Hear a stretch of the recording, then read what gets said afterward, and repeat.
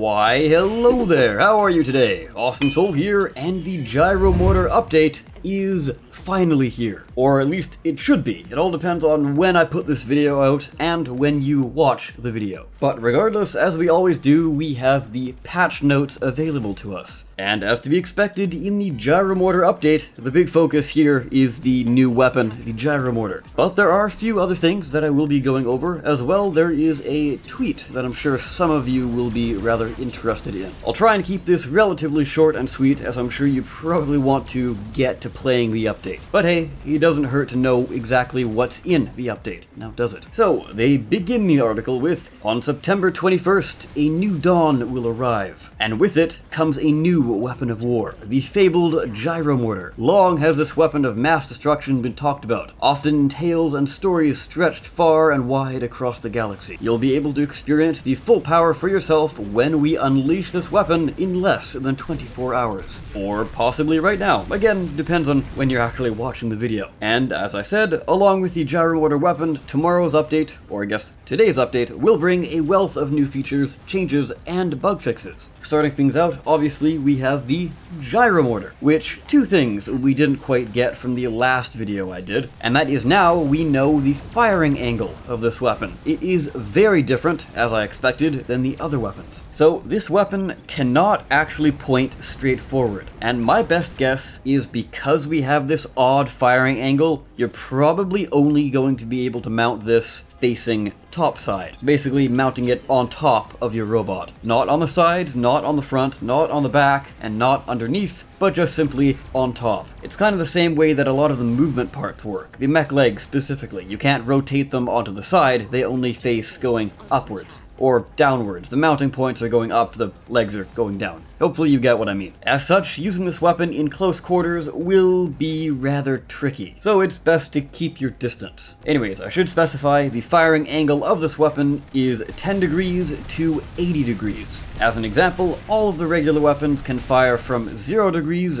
to 90 degrees. Again, this means the Gyro Mortar cannot point straight forward, nor can it point straight up. Which honestly is slightly sad, because it kind of eliminates the tactic of shooting straight up and sort of creating a ball of destruction around you, sort of warding off enemies that way. Although what you can do is still point it straight up and drive forward, firing it off, sort of in a forward but up direction. And that way you'll probably end up hitting anybody that's chasing you. So a neat little trick there. Although how effective that will be, I really can't say. They also note here that in order to get the greatest possible distance for your projectile, aiming at a 45-degree angle will be optimal. And figuring out exactly where you're going to be aiming will actually be fairly easy, because they actually provided a GIF giving us an example of not only what the projectile looks like, we also get what the explosion looks like, as well as the reticle. And very handily, they've also included a angle of fire gauge for this weapon. And all in all, I gotta say, I'm very excited for this weapon. It seems like a blast.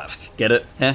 Anyways, moving on from there, we go on to a new feature, and that is the sideways driving setting. Now, this setting only applies to wheels, wings, rudders, skis, thrusters, and propellers when using camera controls. And it's going to be found in the bot configuration screen, which is the same place you go to switch up camera control steering or keyboard control steering. But what exactly does this mean, I hear you ask? Well, when the sideways driving setting is turned off, your robot, as long as it had the aforementioned parts, will not turn or strafe when you push left or right. You can only steer with the camera. This is basically a simpler option for new players, making it a little bit easier to understand when you're learning the camera controls. As well, some other players may prefer it this way, so that's why the option is now there. Give it a try, you might like it. Or if not, just continue on as usual. They also elaborate here, when the setting is off, your robot will always turn and go forwards when you push forwards, and reverse when you push backwards. And it should be noted, this applies to thrusters as well, although thrusters retain their ability to strafe when left and right is pushed. Anyway, another setting that we have is specifically for tank users. So, tanks turn to face camera is now a brand new setting. And once more, it can be found in the exact same place as the other one, the Configure Robot Controls page. This setting only applies to tank track parts, which should be rather obvious by the name. When turned off, tank tracks will not constantly face the same direction as the camera, as they do now, and will only turn when you push one direction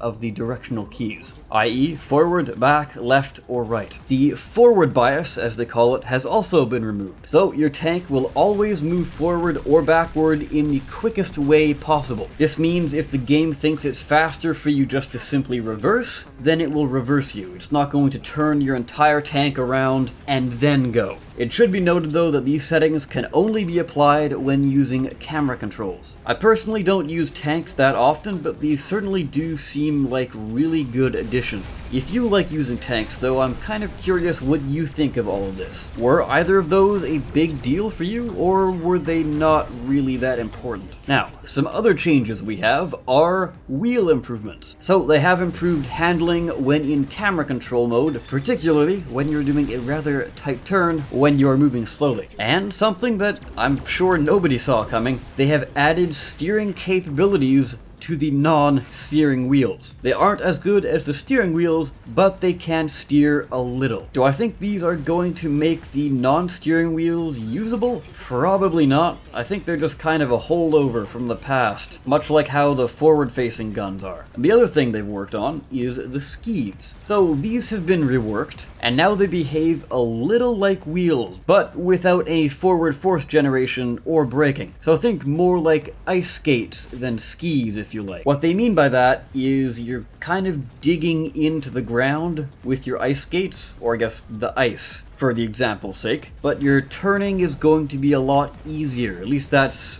my guess. It's kind of what I'm getting out of that. Now, you will still need to install some sort of other thrust in order to get them to move. But once you do, these still will be the fastest ground movement type. And on top of all of that, skis now work with camera controls. I'm guessing they'll be rather similar to how the wheels work. They've also changed up the window maker a little bit. On the surface, this might seem like a nerf, but what I think this actually is just them catching up, because previously they had the window maker sitting at 135 CPU, I think, and then they dropped it down to 100 CPU. But at the time, I don't believe they dropped any of the other stats. So these are basically what the stats should have been if they were keeping it comparative to its CPU cost. So the forge cost is now 50,000, down from 67,000. The recycle rate is 12,500, down from just under 17,000. And then the health was reduced from 27,000 to 20,000. There are a few bug fixes as well, but as I always do, I'm just going to highlight what I feel are the important ones. And I feel the two biggest ones here are to deal with the rails. The first one is that they fixed a bug which allowed rails to penetrate some electro shields when they clearly shouldn't. And the other one is pretty important to me, I feel. As a rail, when you get degunned, it's rather jarring to try and adjust to the new fire rate you have once you've lost maybe one or two guns. So now, the railgun's crosshair X now actually appears correctly to indicate whether or not the weapon is actually ready to fire. And finally, for those who have been keeping up with the channel, you'll know that I covered the fact that Rick, the lead of the art team, was working on lighting changes, basically to help lower-end PC users. And somebody asks him on Twitter, no frame boost in tomorrow's update? The response to this is no, it will come in the next update, if all goes well. So fingers crossed on that one. But anyways guys, hopefully you all are enjoying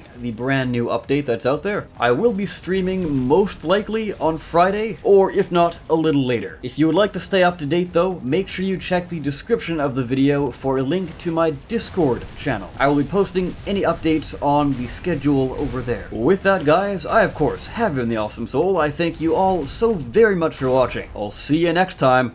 Take care.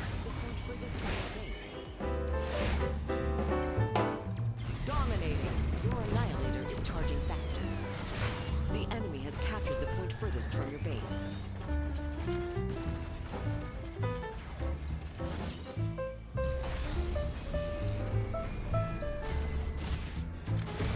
The point close to your base is under attack.